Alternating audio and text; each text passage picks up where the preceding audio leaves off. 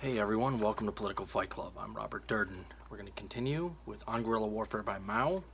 This is the last chapter of the book, Part 2. The chapter is called The Strategy of Guerrilla Resistance Against Japan. We're halfway down page 59. Starts with We Will Next Discuss. Go ahead and look for it. Find it. Found it. Good. Here we go. We will next discuss initiative, alertness, and the matter of careful planning. What is meant by initiative in warfare?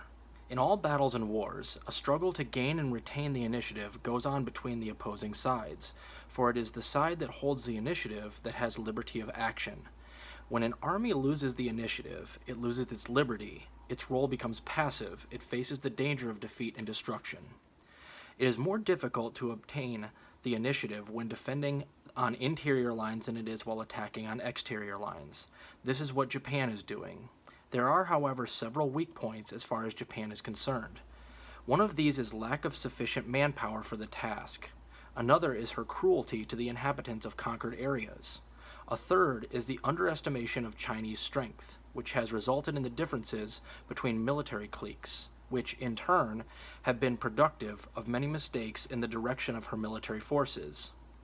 For instance, she has been gradually compelled to increase her manpower in China while, at the same time, the many arguments over plans of operations and disposition of troops have resulted in the loss of good opportunities for improvement of her strategical position. This explains the fact that although the Japanese are frequently able to surround large bodies of Chinese troops, they have never yet been able to capture more than a few. The Japanese military machine is thus being weakened by insufficiency of manpower, inadequacy of resources, the barbarism of her troops, and the general stupidity that has characterized the conduct of operations. And that's what the mainstream media is doing right now. Lack of manpower, really just the elite class in general in the West, and particularly my country in the U.S. They have lack of manpower because the people that have all of the money, the number of that group is shrinking. It used to be the big club that George Carlin used to talk about. Now it's more like the little club with a whole bunch of billionaires and hedge fund managers. So they can't pull off the propaganda operations they need, no matter how much money they get, because fewer and fewer people are willing to be their lackeys and their pawns and their puppets. Her offensive continues unabated, but because of the weaknesses pointed out, her attack must be limited in extent. She can never conquer China. The day will come, indeed already has in some areas, when she will be forced into a passive role. When hostilities commenced, China was passive, but as we enter the second phase of the war, we find ourselves pursuing a strategy of mobile warfare, with both guerrillas and regulars operating on exterior lines. Thus, with each passing day, we see some degree of initiative from the Japanese. The matter of initiative is especially serious for guerrilla forces who must face critical situations unknown to regular troops. The superiority of the enemy and the lack of unity and experience within our own ranks may be cited. Guerrillas can, however, gain the initiative if they keep in mind the weak points of the enemy. Because of the enemy's insufficient manpower, guerrillas can operate over vast territories. Because he is a foreigner and a barbarian, guerrillas can gain the confidence of millions of their countrymen. Because of the stupidity of enemy commanders, guerrillas can make full use of their own cleverness. Both guerrillas and regulars must exploit these enemy weaknesses while, at the same time, our own are remedied. Some of our weaknesses are apparent only and are in actuality sources of strength. For example, the very fact that most guerrilla groups are small makes it desirable and advantageous for them to appear and disappear in the enemy's rear. With such activities, the enemy is simply unable to cope. A similar liberty of action can rarely be obtained by regular forces.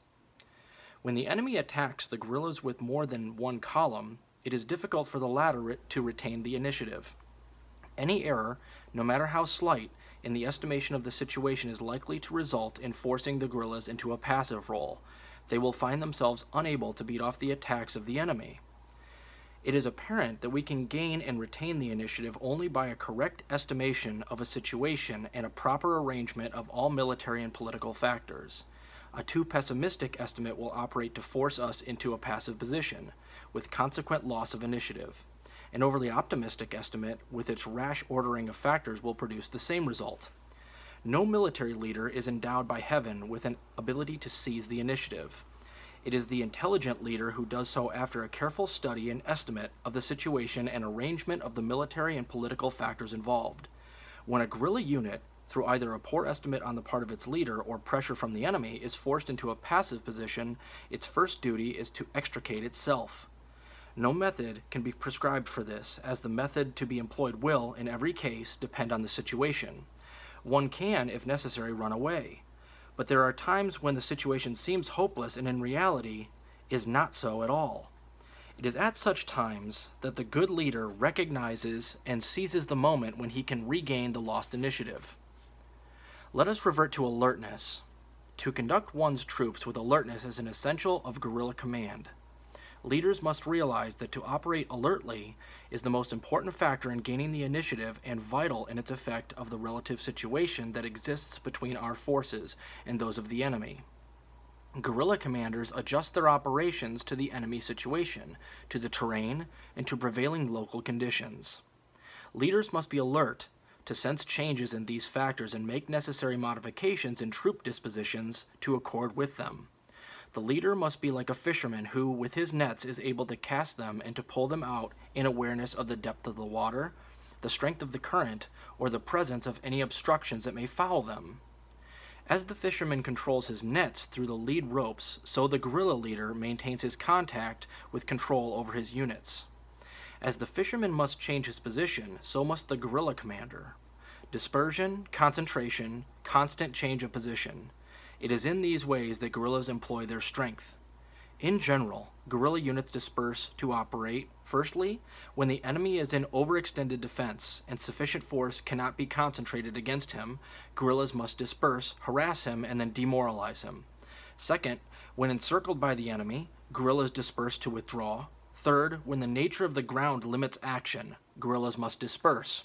Fourth, when the availability of supplies limits action, they disperse. Fifth, guerrillas disperse in order to promote mass movements over a wide area. Regardless of the circumstances that prevail at the time of dispersal, caution must be exercised in certain matters. 1. A relatively large group should be retained as a central force. The remainder of the troops should not be divided into groups of absolutely equal size. In this way, the leader is in a position to deal with any circumstances that may arise. Each dispersed unit should have clear and definite responsibilities. Orders should specify a place to which to proceed, the time of proceeding, and the place, time, and method of assembly. Guerrillas concentrate when the enemy is advancing upon them, and there is opportunity to fall upon him and destroy him. Concentration may be desirable when the enemy is on the defensive, and guerrillas wish to destroy isolated detachments in particular localities. By the term concentrate, we do not mean the assembly of all manpower, but rather of only that necessary for that task. The remaining guerrillas are assigned missions of hindering and delaying the enemy, of destroying isolated groups, or of conducting mass propaganda. In addition to the dispersion and concentration of forces, the leader must understand what is termed alert shifting. When the enemy feels the danger of guerrillas, he will generally send troops out to attack him. The guerrillas must consider the situation and decide at what time and at what place they wish to fight. If they find that they cannot fight, they must immediately shift. Then the enemy may be destroyed piecemeal. For example, after a guerrilla group has destroyed an enemy detachment at one place, it may be shifted to another area to attack and destroy a second detachment. Sometimes it will not be profitable for a unit to become engaged in a certain area, and in that case it must move immediately. When the situation is serious, the guerrilla must move with the fluidity of water and the ease of the blowing wind. Their tactics must deceive, tempt, and confuse the enemy. They must lead the enemy to believe that they will attack him from east and the north, and then they must strike him from the west and the south.